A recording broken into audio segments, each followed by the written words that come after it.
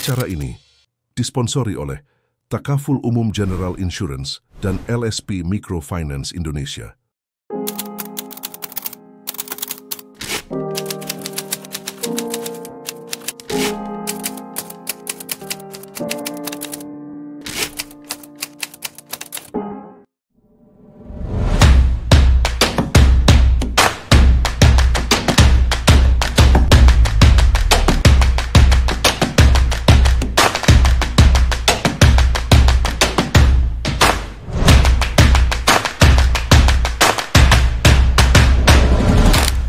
Assalamualaikum warahmatullahi wabarakatuh. Halo pemirsa Ikopin TV, kembali lagi bersama kita di podcast Ikopin University, yaitu pada program baru kami, Ngopi, Ngobrol Koperasi, Masa Kini dan Masa Depan.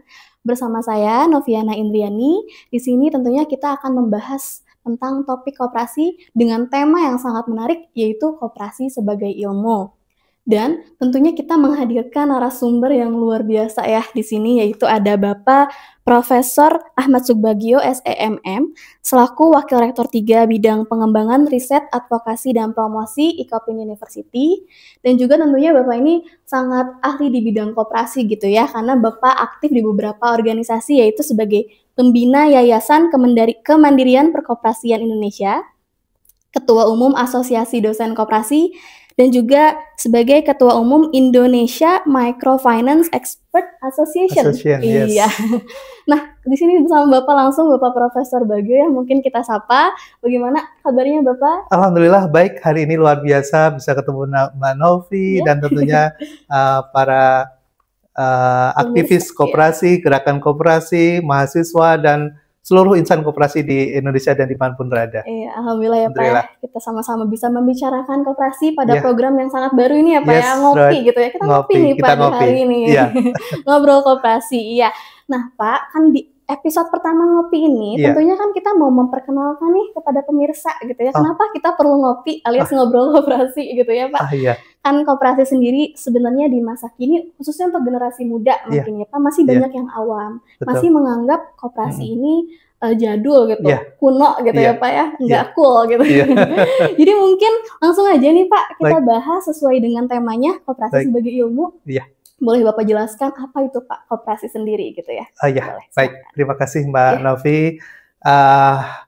Semua yang bisa menyaksikan kita pada pagi hari ini di acara ngopi ini, selamat bertemu dan kita rencana akan terus berkelanjutan dalam series membicarakan tentang koperasi. Izin dan mohon maaf mungkin para guru-guru saya, senior saya, ataupun mungkin teman diskusi saya yang tentu mereka banyak yang expert di bidang koperasi. Mohon izin, ini hanya sekedar pandangan. Kita akan mencoba untuk mengulas kembali tentang koperasi ini dari sisi academics. Ya, karena memang kita sudah sangat familiar dengan kata koperasi ini. Namun demikian, tentunya ada pertanyaan besar. Kenapa koperasi ini tidak terlalu menarik bagi kalangan generasi Z? Apalagi mungkin mereka yang saat ini sudah sedemikian terpapar dengan media sosial dan digital, dan kita hanya melihat sebagian kecil saja yang kemudian muncul kata-kata koperasi. Walaupun sekarang kita sangat berterima kasih dengan pemerintah Prabowo, di mana koperasi sekarang sudah mulai kembali naik daun, banyak dikenal, dengan berbagai program-program yang ada, koperasi Merah Putih, koperasi perumahan, koperasi yang bergerak di sektor real, yang kemudian sekarang sedang banyak dijadikan program. Saya kira ini menjadi suatu nangsa yang sangat baik. Namun demikian tentunya kita di kalangan akademisi mestinya akan mencoba mengintrospeksi diri. Apakah kita akan melihat koperasi ini sebagai suatu badan usaha? Ataukah koperasi ini sebagai sebuah badan hukum? Ataukah koperasi ini justru bisa menjadi suatu ilmu yang kemudian bisa menjadi jembatan bagi semua orang untuk bisa hidup secara lebih baik dalam berekonomi, dalam bersosial, dan dalam berinteraksi dengan masyarakat dunia yang lain, di mana ketika di tengah-tengah gelombang kita mengenal kapitalisme dan sosialisme yang kita bisa lihat hitam dan putih begitu, bahkan kemudian samar-samar tidak sempat kita bisa bedakan. Lalu koperasi ini berada di mana? Ini yang kemudian kita ingin lihat, ya kan? Mendudukan koperasi dalam konteks keilmuan dan bisa dipelajari oleh semua orang. Dan dia bisa mengkonstruksi dirinya menjadi suatu pandangan hidup dan bisa menginternalisasi di dalam cara bertindak, berpikir, dan bagaimana cara dia berekonomi dan memenuhi kebutuhan dirinya. Nah, saya kira ini yang akan menjadi PR besar kita dan kita akan diskusikan ngopi hari ini. Iya, ngobrol koperasi. Karena memang kita kan bagian dari akademisi ya Pak, khususnya di bidang koperasi. Makanya mungkin jadi tanggung jawab kita nih Pak, untuk mengedukasi ya, memberikan pelajaran juga ya bagi generasi muda tentang koperasi itu sendiri. Iya. Jadi betul sekali Mbak. Mungkin kita akan mulai dari suatu analogi yang saya kira bisa kita pahami dengan mudah. Pertanyaan kita ketika kita ingin membangun suatu rumah, rumah ini apakah hanya sekedar sebagai tempat tinggal, sebagai tempat hanya untuk menginap sementara, ataukah kita ingin jadikan rumah ini sebagai bagian dari hidup kita yang kemudian di situ kita bisa temukan kebahagiaan, di mana di situ kita bisa dapatkan ketenangan, di mana di situ juga kita bisa melakukan aktivitas yang produktif, menghasilkan sesuatu. Apakah di rumah juga kita bisa berinteraksi sebagai manusia untuk bertetangga dan bisa mendapatkan pengetahuan-pengetahuan baru di rumah? Maka rumah akan sangat tergantung kepada desain yang akan membangunnya. Apakah di rumah juga akan terpenuhi aktivitas untuk kita melakukan hal seperti ini untuk berdialog, berdiskusi, gitu ya. Berarti ada ruang yang memang kita sediakan untuk bercengkrama dengan anggota keluarga yang lain. Rumah juga mungkin semestinya ada ruang wilayah privasi pribadi yang mungkin orang lain harus berizin dulu ketika memasukinya. Ada kamar, mungkin ada tempat untuk kita produksi bisa memasak, ada tempat untuk kita bisa belajar. Rumah juga bisa kita jadikan ruang untuk bisa melakukan merefleksi diri sebagai tempat untuk beribadah, untuk bercengkrama dengan Tuhan, gitu ya. Lalu rumah seperti apa yang kita ingin dan kita idamkan? Nah, itu akan sangat tergantung kepada desain awal ketika kita ingin membangun rumah itu. Apakah kita mungkin pernah mendengar ada rumah tumbuh? Kita bingit sedikit dulu karena kita kemampuannya terbatas. Tapi ketika kita membikin yang kecil itu bukan berarti kita akan membuat kecil selamanya. Tapi karena kemampuan kita yang terbatas. Tapi kita sudah siapkan bahwa ini akan butuh seperti ini, tambahi lagi, itu yang disebut dengan rumah bertumbuh. Pada akhirnya rumah akan menjadi sangat lengkap. Untuk kita nyaman di dalamnya, kita bisa hidup tenang di dalamnya, bercengkrama dengan keluarga, dan membangun sebuah komunitas kecil yang bisa saling membahagiakan satu dengan yang lain. Sama dengan ketika kita memandang koperasi. Biasa analoginya. Yes. Tergambar. Kita bicara tentang koperasi ini sedang membangun apa sebetulnya? Ya kan? Apakah hanya sekedar membangun rumah kecil, ruangan kecil, hanya untuk tempat berdiskusi saja, gitu ya? Ataukah kita di situ memang ingin tinggal?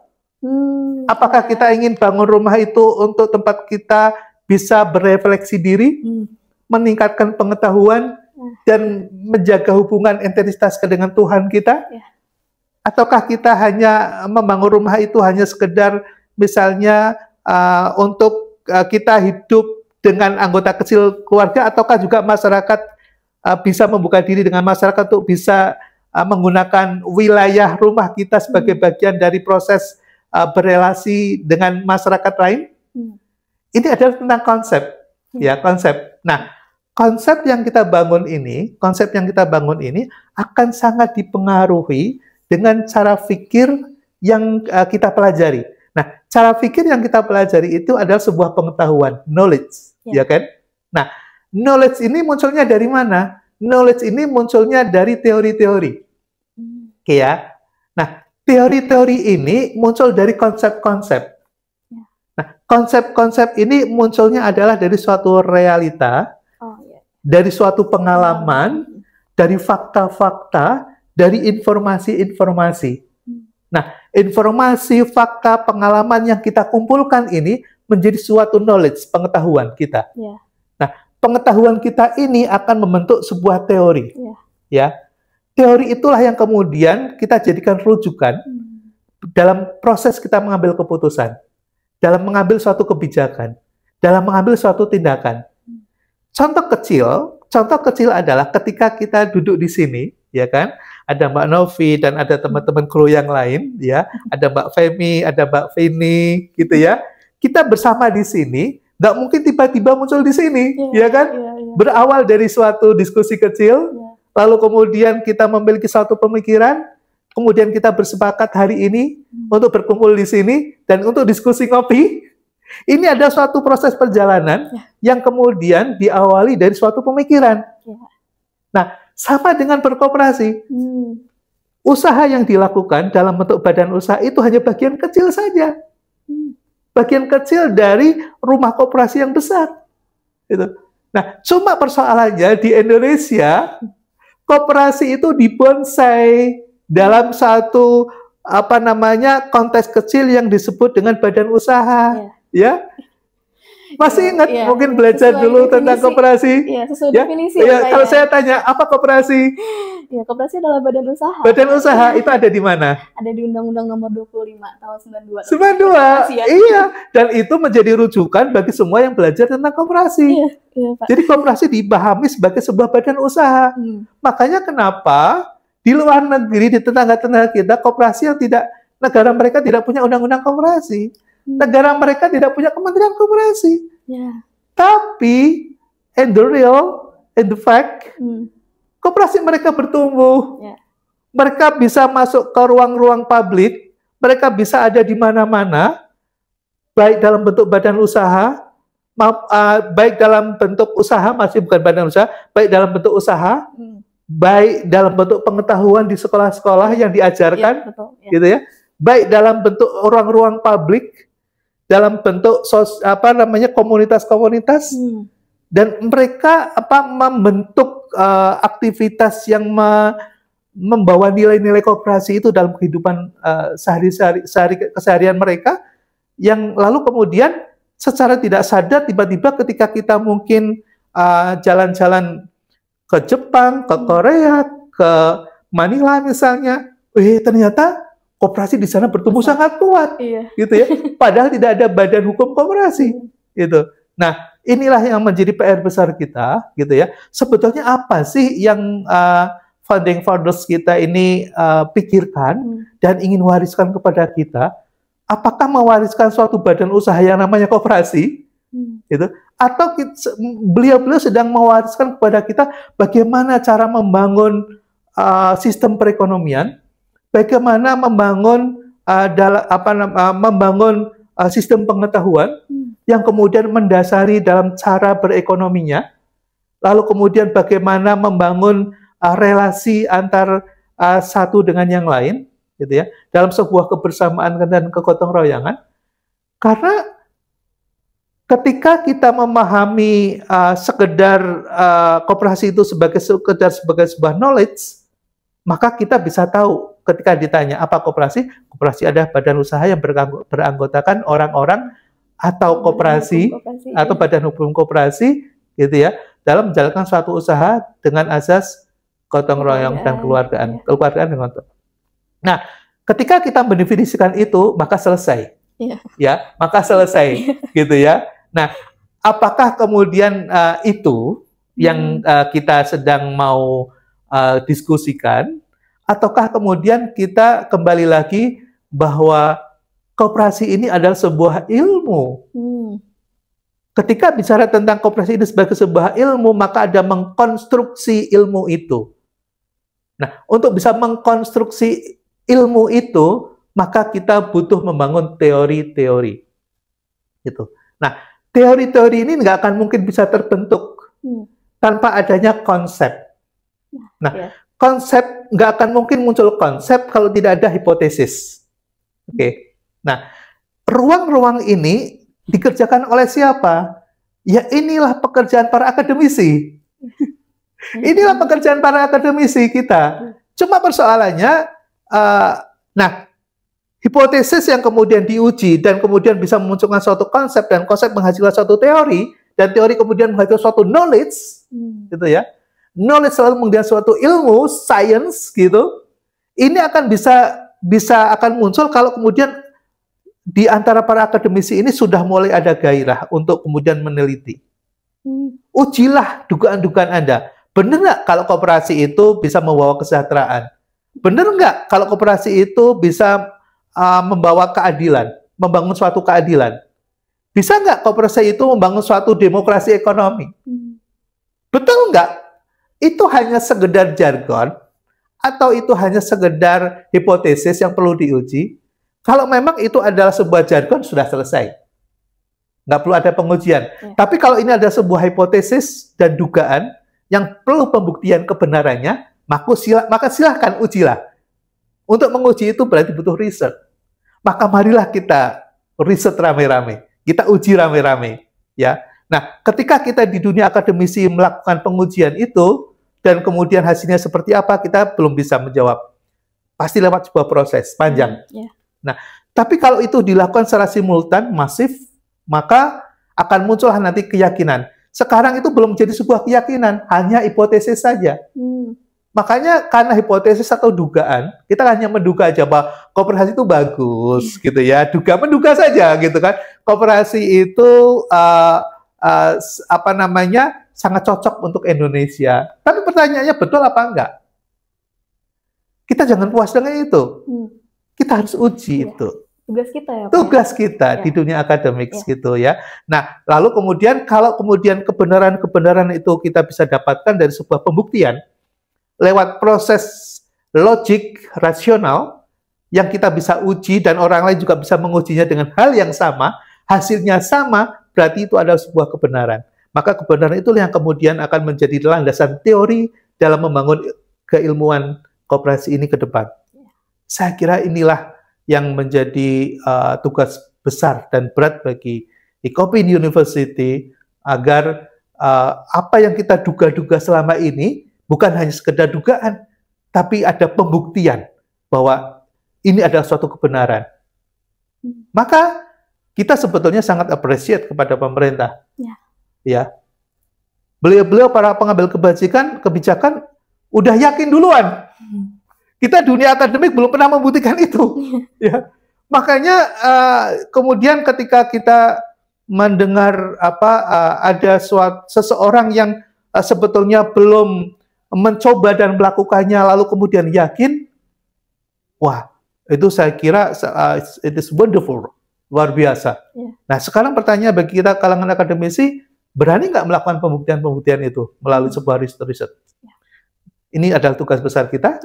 Nah, kalau itu kemudian kita lakukan secara simultan, karena di dalam sebuah masyarakat akademis tidak hanya sekedar pengujian, tapi juga di situ bagaimana membuat laboratorium, bagaimana di situ kemudian proses pembuktian itu dilakukan dengan praktek. Lalu kemudian disitulah dibangun di dalam laboratorium itu untuk memunculkan serpihan-serpihan yang berupa pikiran-pikiran sederhana, tapi kemudian berdampak melalui bukti-bukti di dalam perilaku demokrasi, di dalam perilaku memiliki inisiatif, berkreasi, kemudian melakukan development, pengembangan gitu. Nah, inilah yang menjadi media yang terbuka bagi kampus. Saya kira bukan hanya kampus Icopin, siapapun dan dimanapun dan kampus apapun berhak untuk melakukan ini. Ya, karena kita memiliki sebuah tantangan besar, ya, di mana ideologi yang sekarang sedang berjalan, ya, masih didominasi kapitalisme. Kita sudah tahu ya. Walaupun kemudian ada sosialisme, tapi sosialisme sudah beririsan dengan kapitalisme seperti di Vietnam, di China, dan di beberapa negara sosialis yang lain.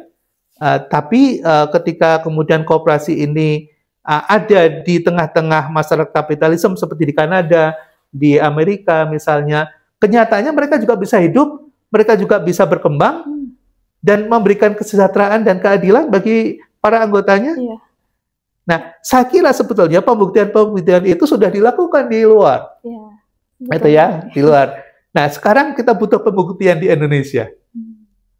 Oke. Nah, terus bagaimana? Iya, langkah awalnya Langkah juga. yang harus kita lakukan.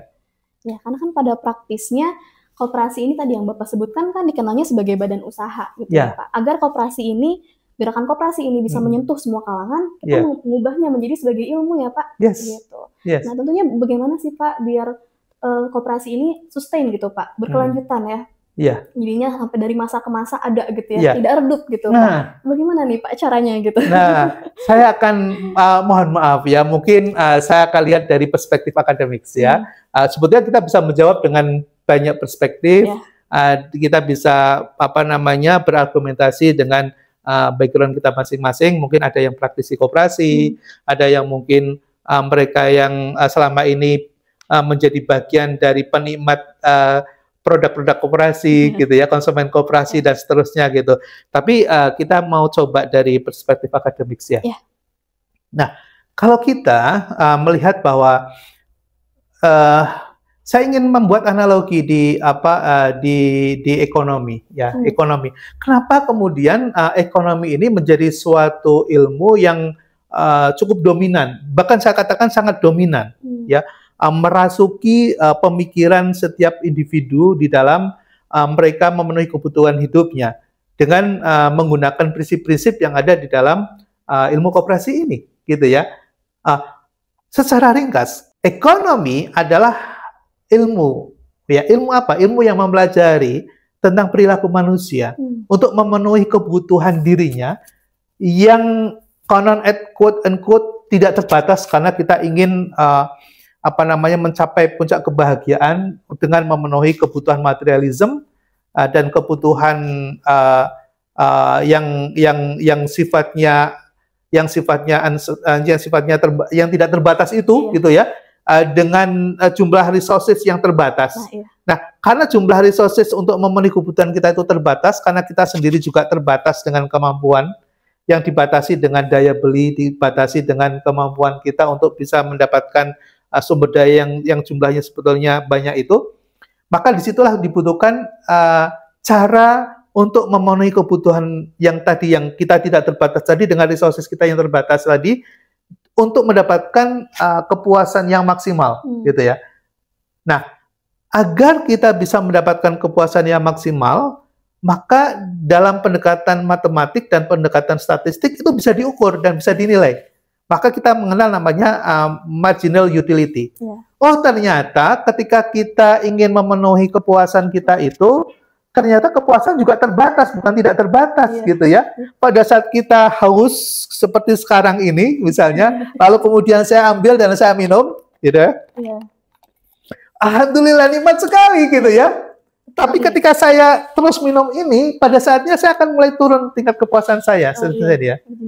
Nah, ternyata terbatas ya.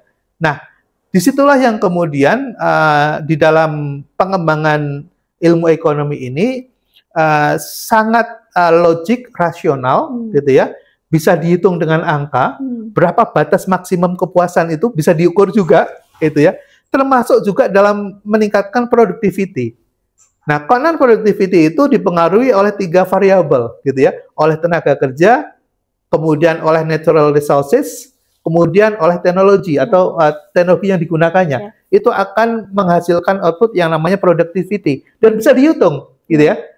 Variabel mana yang sangat berkontribusi besar terhadap hasil outputnya, gitu. Nah, karena itu bisa diukur, gitu ya, dan kita bisa mengetahui unsur-unsurnya atau faktor-faktornya atau variabel-variabelnya, sehingga para industrialis, para pengusaha, ketika dia mengambil suatu kebijakan di dalam bisnisnya, di dalam usaha untuk menjalankan usaha ini, dia sudah tahu mana yang harus dilakukan, yang harus dioptimalisasi resource-nya, apakah manusianya, ataukah mesin dan teknologinya, ataukah sumber daya materialnya, gitu ya. Dan ternyata akselerasi pertumbuhan productivity di dalam hitungan statistik itu diperoleh bahwa yang bisa meningkatkan akselerasi pertumbuhan tertinggi adalah di bidang teknologi, bukan human. Bukan human. Gitu ya, bukan material. Material boleh terbatas.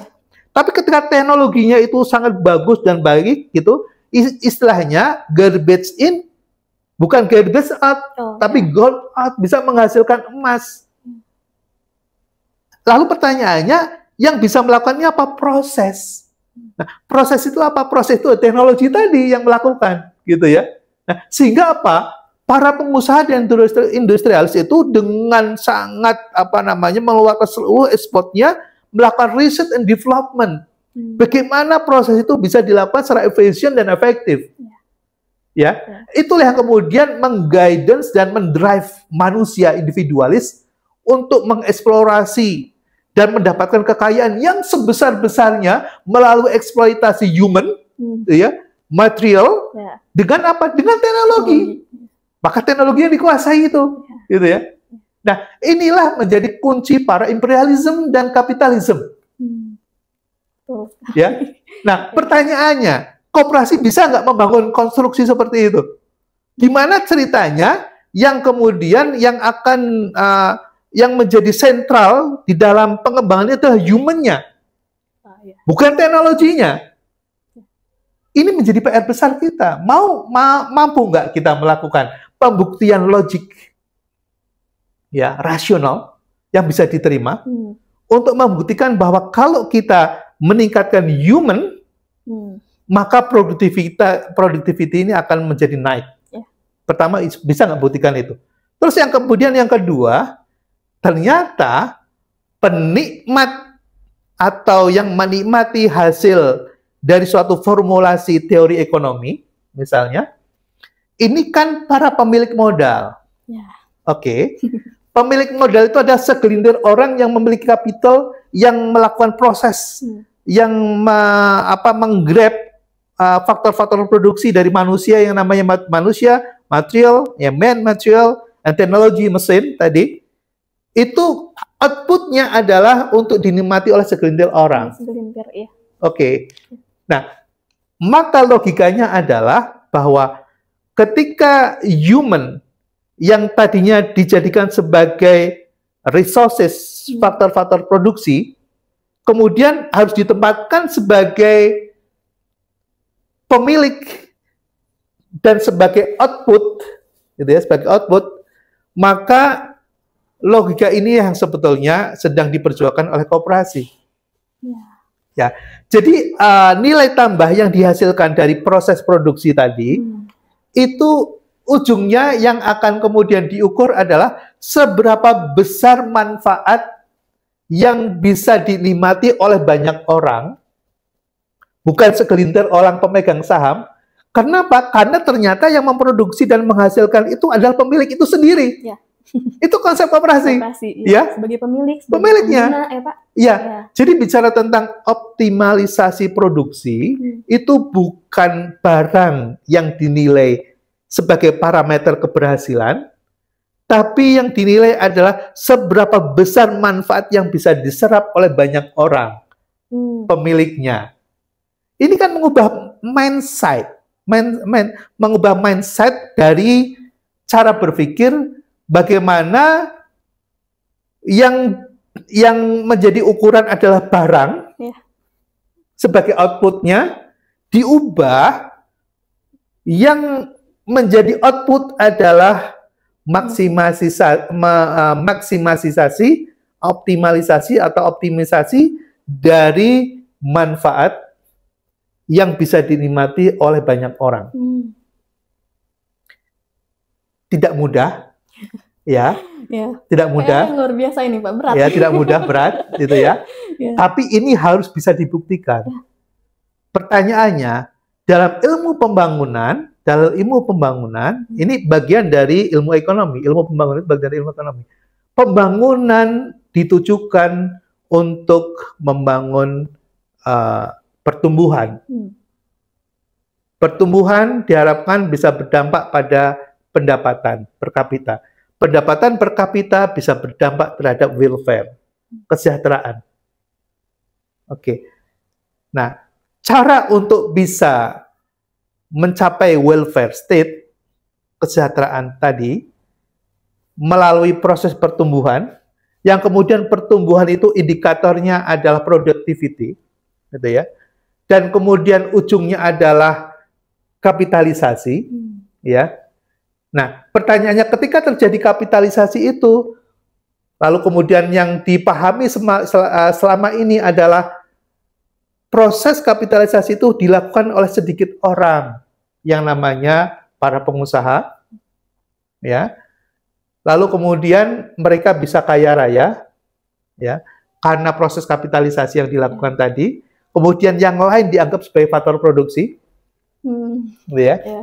Sehingga wajarlah kemudian bisa saja tetap bertumbuh negaranya karena pendapatan naik oleh segelintir orang tadi, itu, tapi tidak terdistribusi secara merata. Itulah proses pembangunan di negara-negara kapitalistik.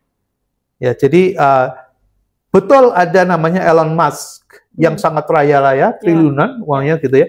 Tapi kita mungkin nggak pernah melihat sisi lain dari Amerika yang kemudian ternyata tidak banyak orang yang punya rumah. Mereka buka homeless, ya, mereka hidup di pinggir jalan. Kita nggak pernah tahu itu ya. Dia tersorot itu, Pak. Dan kita alhamdulillah di Indonesia masih bisa bersyukur, ya. Walaupun juga sebagian ada yang saat ini juga belum bisa mendapatkan itu, tapi minimal apa yang sekarang sedang dibangun oleh pemerintah kita masih berada dalam koridor dari filosofi bangsa. Dan saya kira ketika pemerintah sedang melakukan penguatan untuk kembali lagi bahwa arah pembangunan yang kita lakukan pernah salah. Pernah salah yang kita lakukan.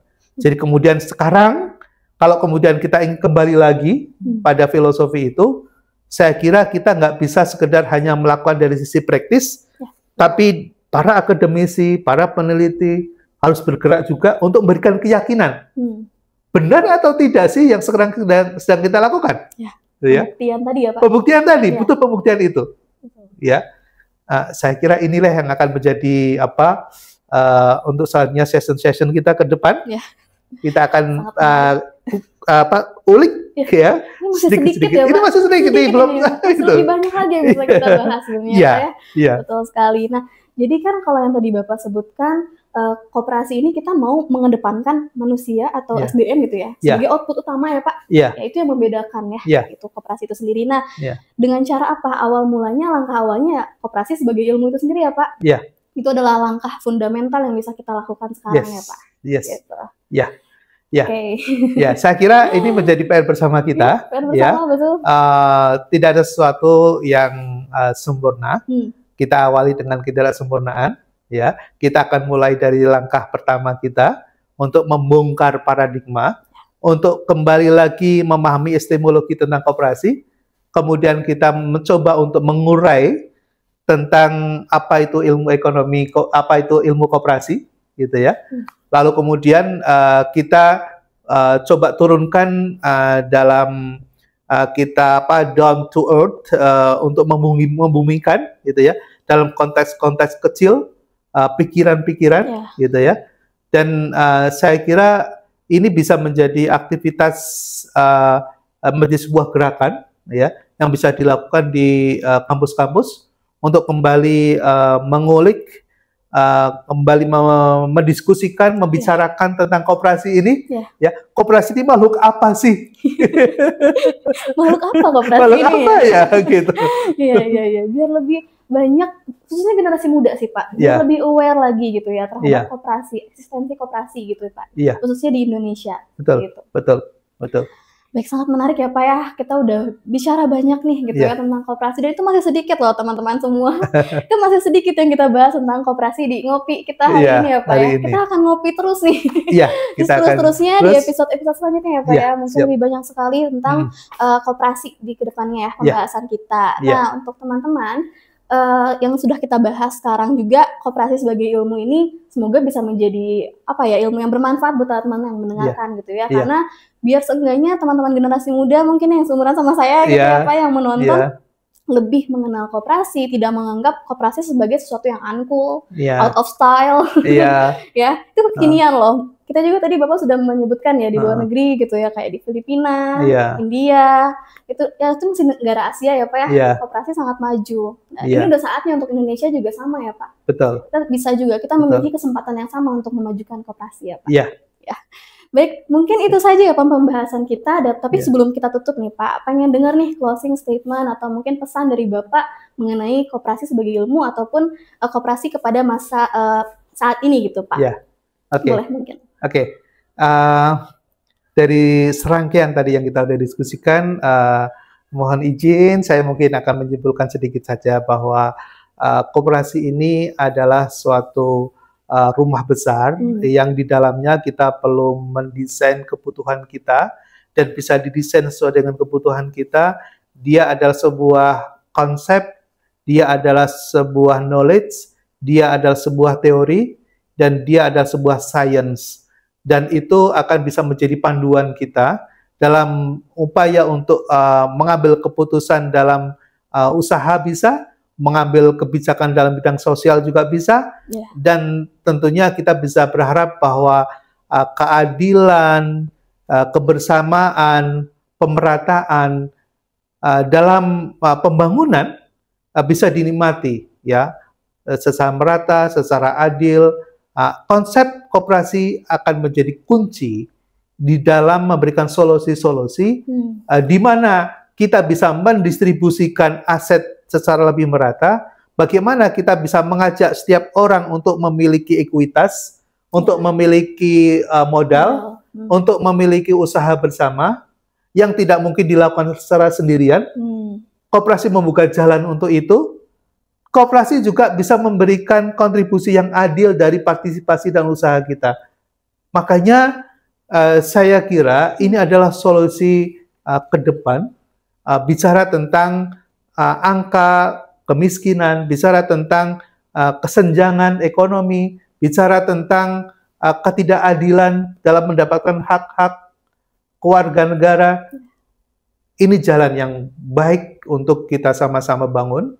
Dengan berbagai strategi yang bisa kita lakukan, dan salah satunya adalah kita membangun keilmuan di bidang koperasi.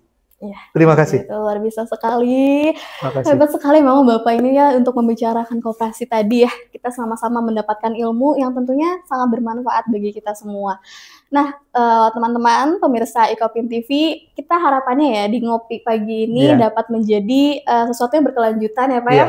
Yang bisa menjadi bermanfaat juga untuk teman-teman semua yang mendengarkan, karena koperasi ini bukan sesuatu yang uncool, bukan sesuatu yang kuno gitu ya, bukan jadul, karena kita sama-sama bisa menjadi bagian dari gerakan koperasi gitu ya Pak. Gitu aja mungkin ya. Oke, Bapak terima kasih banyak sudah meluangkan waktunya Pak. Terima kasih Mbak Novi, luar biasa. Sudah berbagi ilmu yang sangat bermanfaat, sangat luar biasa untuk kita semua ya. Insya Allah ini proud of you, kami di Ikopin University, terima kasih punya kader yang sangat baik untuk koperasi kita. Terima kasih, dan terima kasih juga untuk yang di belakang, Ikopin University, Takaful Umum, dan LSP Microfinance. Thank you very much. Sampai jumpa lagi. Baik, terima kasih banyak Ikopin TV yang telah menyaksikan podcast pada hari ini di Ngopi, Masa Kini dan Masa Depan. Tentunya ini adalah program yang akan selalu datang ya di podcast Ikopin TV. Jadi teman-teman jangan sampai ketinggalan untuk menonton lagi ya program-program kita di Ngopi hari ini dan seterusnya ya. Oke. Akhir kata mungkin dari saya cukup. Terima kasih banyak. Saya Noviana Indriani bersama Bapak. Saya Mas Bagio. Terima kasih. Kami pamit undur diri. Wassalamualaikum warahmatullahi wabarakatuh. Terima kasih.